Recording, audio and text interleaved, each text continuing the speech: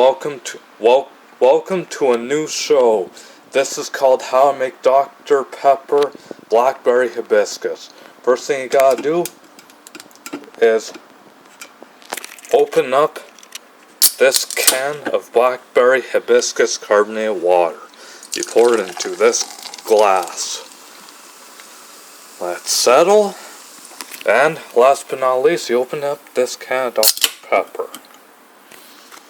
And you pour it into this glass.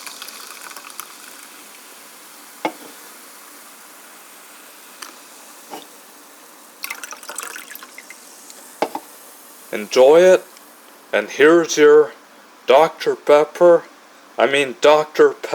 Blackberry Hibiscus. Enjoy it, drink it, and have fun with it.